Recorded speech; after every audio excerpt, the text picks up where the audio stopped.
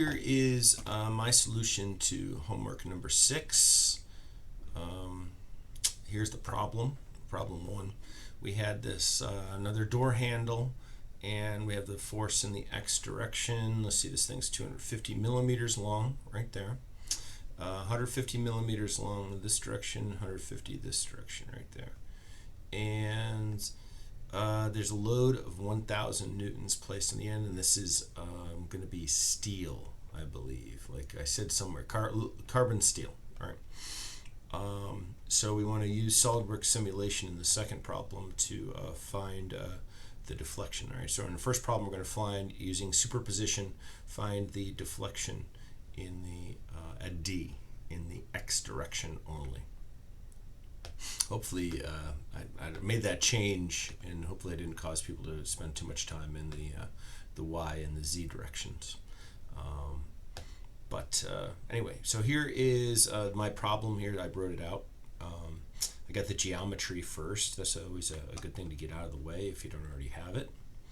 And the first deflection was due to an axial extension, right? So I have a let me pause this a second because I want to bring this to class, and it's important. Let's see. Okay, great. All right, so you'll see here that what I have here, and of course it might be a mirror image because of the camera. I have a pool noodle arranged. So the first deflection that I have, even though the force is right here on the end of this right here, and pulling, right, it's going in that direction. It's going to act on this part AB right here to stretch it, right? And so by stretching it, it's going to move this point B outwards, which an extension is going to move this outwards as well. So this is probably the smallest of the deflections because it's pretty stiff right here and not a large amount of deflection. The next is going to be a bending of BC. So bending BC is this vertical one, and it's going to bend outward right there because of this force, right? So the force is applied up here, but it's actually, this piece right here at this joint just only feels that force. So it's going to be bending outwards and going to make this move outwards as well. In a similar manner, looking down at this thing, we have the force that's moving this one, so it's going to bend that way, right? So it deflects as well in the x direction. And because I happen to make this length the same as this length, and the forces are the same, the area is the same, everything's the same, so they end up being the same values. But it's this is a different deflection. Hopefully you can tell that. The next one is going to be a twisting. Let's see, how did I position this one? This piece right here is going to twist. It feels a torque because there's a force on the end of this thing. I guess I'm going this way. That's trying to twist it, right? So this moment arm and this force right here causes a twist of this. And the twist of this angular deflection times this length causes a deflection right there at D. Right, and let's see, we had 2 more. All right, so now the next one, depends which direction I want to go into this. I have the force going, remember it's going this way onto this end right here. That times this length right here creates a moment that is felt along this long thing. So there's almost a twisting this way that's going to make this thing bend downwards, right? Now, this thing is going to have a slope at the end of it, and that slope from horizontal right here, that slope is going to be the same slope as this moves right here. So we find this slope, we know it's the same slope here, and then we multiply it by this length because that's going to make this thing move right here. And now the last one, now this was not maybe nearly, okay, so there you go. This was the angle and radians, and then we multiply it by that length BC. Now here is one that we might not recognize, that this force, once again, placed up here, the same moment arm, is also going to go in the z direction. and have a slope right there, right? And in a similar manner, right? So looking here, you have to look here at the down, looking down upon this thing. You'll see that it too is going to make this thing move outward like this. And because I have a lot of the same dimensions, because I have the dimensions of BC and CD as the same, we come up with the same value. So adding all of these together, and you'll see that we do 2 times that one value and then 2 times this other value right here, we get 0.283 millimeters. Now, in my FEA, I go ahead and model this thing. I do have to account, like in my hand calculations, I took everything from the centers, right? But we recognize that actually the joints here are actually stiffer than just taking the individual things. We actually might even consider like removing a portion of the length to all of the L's, well, where it would be appropriate, where we're talking about the deflection portions of the thing, to kind of compensate for the fact that they actually are shorter. But then right around the joint is actually a stiffer piece than the main part of any of the shaft in here. And so it stands to reason that our FEA model is going to be stiffer. So the FEA deflection is about 7.77% less than the hand calculations. And a nice exaggerated deflection, this is with 100 times the actual deflection we're seeing here. You can kind of see some of these features right here. You can kind of see where they've deflected. I think the most telling for me was this YZ right here. Here's where you can really tell that this thing has shifted over to the side because of this moment right here. That moment causing a slope on the downward, on the top-down view of this thing. That was probably the one that I didn't, I should make it go this way, actually. It should go that way. That's the one that I didn't recognize right away. In fact, I finished the problem and then got the FEA and noticed that they were different. So I went back and tried to think through what it could be, and then I found that one. So I think this is an excellent exercise.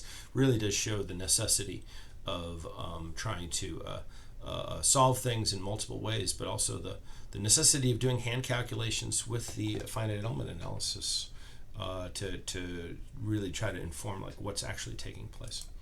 Let's see. Here is again. Here is the FEA, and I'll show the static displacement right there. Okay, so you can kind of see. Here is what the thing looks like. And one thing that you can do pretty easily with the FEA results here is you can animate this, and sometimes that can really give you sort of a better sense. And I like to slow. That's how, maybe this is the speed of the thing. You can kind of see this. You kind of see how it's moving, right? You could see it in. Let's put it in the. There you go.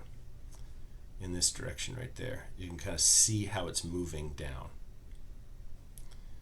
Let's put it over here too.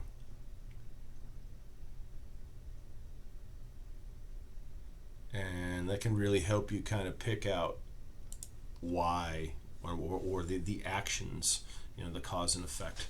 All right, so like let's see, for their last problem here, we have this buckling, and we have 3 different scenarios, and we have this cross section that we can look up in this link that I provided, and it's made out of steel, and it's 30 feet tall. And so here are the parameters taken from that website. One that's a little different is the radius of gyration. They use R instead of K for us, but we can double check that it's the correct number, and by taking the square root of the moment of inertia divided by the area, and we see that they match up. So that's good. All right, so we have the strong axis and the weak axis. Looking back at the pieces here, you can see that it's going to buckle about the weak axis here. It's definitely going to buckle about the weak axis here. Here's a little bit of some thought, because this was an example I did in class, so that should have helped you. About the, let's say, buckling about the z-axis right here, which is also the strong axis. You could tell that if you look closely, you could see where the flanges are versus the web, whether it's oriented this way or that way. And this one should correspond with this I-beam right here, right? So we're looking at it this way right here, where this is perpendicular to there, and there's little brackets. That's going to make it fixed in that direction, right? So, right, and that's the strong direction. But here in the weak direction, it can kind of pivot like up here, right? It doesn't. It's not really being held as I've described in class. Like we even think about there being like a little gap in right there. It actually ends up being kind of pinned right here. It doesn't, and even by the nature of this I-beam right here, that I-beam can twist, and therefore you could just think of it as being like it could like this is the cross one right here. It can twist right there, right? So like even if it's being held in place right here, it could twist in there. So that's essentially being modeled as being pinned. So here are the material properties we were given. We want to check the Euler transition. So I'm going to use the effective length and not use that multiplier C instead. That's going to make it easier for me because then I just need to do this one time, that LE over K, this one value, and then I can compare those, right? So here are the effective lengths for all three scenarios. In the middle scenario here, we use 0.707. because that's a fixed pinned connection. It's essentially pinned at the top and fixed at the bottom. So here we get the slenderness ratios, the effective slenderness ratios of each, and you can see this first one, that free fixed, is going to be larger than 128.3, and therefore that's an Euler buckling. And the other two scenarios, those are less than this transition, so those are Johnson buckling. So for the first, we use Euler, and we get 255,000 pounds. For the pinned fixed, we get 2 million pounds. Ooh, pretty impressive. And then for the pinned, we get 1 million pounds. So there you go. There's the answers. And here's what it looks like on that like load versus slenderness ratio, these curves, right? So here's the Euler one being shown, and here's the transition line right there that we found. It was like 125, and you can kind of see where these points land, and they land on the Johnson curve. So that's the reason why we're doing it. I think this is a good visual to try to keep up there when taking a look at buckling. So there you go. There's the homework.